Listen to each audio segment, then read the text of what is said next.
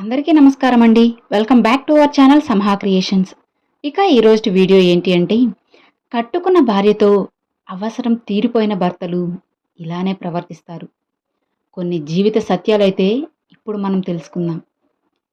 జీవితం అందరికీ 2 అవకాశాలు ఇస్తుంది.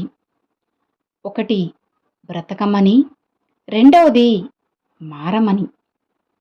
అర్థం చేసుకొని బ్రతికితే బావుంటుంది. మనల్ని మనం మార్చుకొని బ్రతకగలిగితే అద్భుతంగా ఉంటుంది. అర్థమైంది కదా! ఈ 5 గుణాలు ఉన్న భర్త వల్ల భార్య ఎప్పుడూ కూడా ఆనందంగా ఉండలేదు. అందులో మొదటిది, సమయం ఉన్నా కూడా తన భార్య కోసం సమయాన్ని ఇవ్వకపోగా తన ముందే ఆ సమయాన్ని వేరే కార్యకలాపాల్లో లేదా సామాజిక మాధ్యమాల్లో కాలక్షేపం చేసేవారు. ఇక రెండవది, తన భార్య ముందే వేరొక స్త్రీ గురించి పదే పదే గొప్పగా మాట్లాడడం.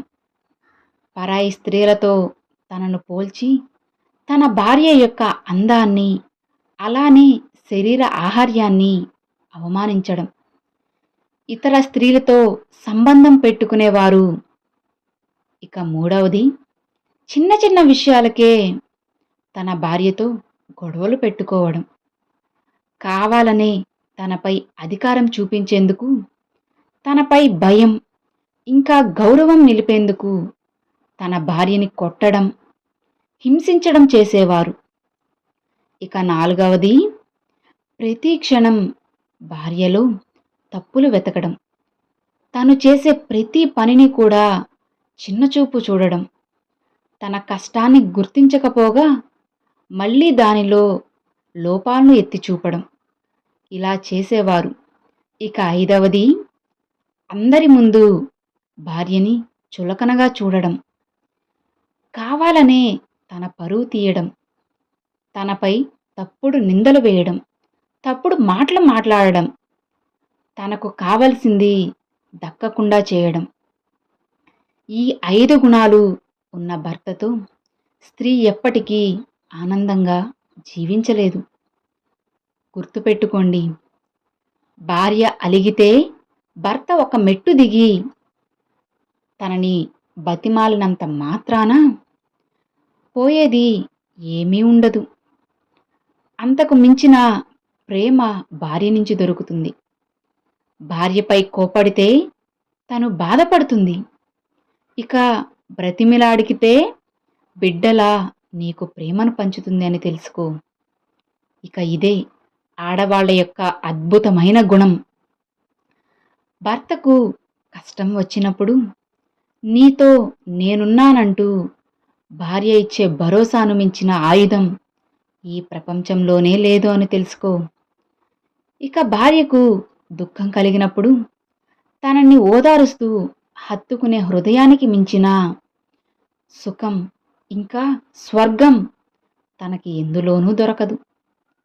కానీ ఈ సమాజంలో భరోసా ఇవ్వని భార్యలు, అసలు హృదయమే లేని భర్తలు ఎందరో మరెందరో కాదంటారా?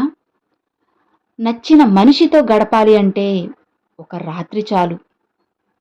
అదే ప్రేమించిన వ్యక్తితో గడపాలి అంటే ఒక జీవితం సరిపోదు. ఒకప్పుడు నచ్చి ఇప్పుడు నచ్చట్లేదు అని అంటే ఆ మనిషిపై మోజు తీరిపోయింది అని అర్థం.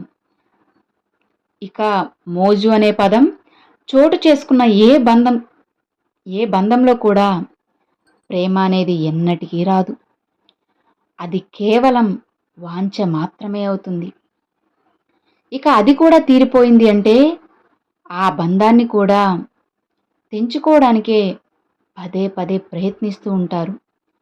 జాగ్రత్తగా ఉండండి. అన్నం పెట్టేవారికే సున్నం పెట్టే రోజులివి. ఏమీ ఆశించకుండా కనీసం బాగున్నావా, తిన్నావా అని కూడా ఎవ్వరూ పలకరించరు.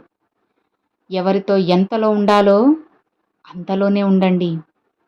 అప్పుడే మీకు మర్యాద. అలా కాకుండా కాస్త చనువునిస్తే సర్వం ముంచేస్తారు. ఆకాశంలో గాలిపటం ఎగరాలి అంటే దానికి దారం కావాలి. ఇక అది కింద పడకుండా ఉండాలి అంటే గాలి కావాలి. నిజమే కదా! కానీ ఇవి రెండూ మాత్రం అసలు ఎవ్వరికీ కనిపించవు. అలానే జీవితంలో నీ కష్టం, నష్టం, బాధలు, దుఃఖం, దారిద్ర్యం ఎవ్వరికీ కనిపించవు.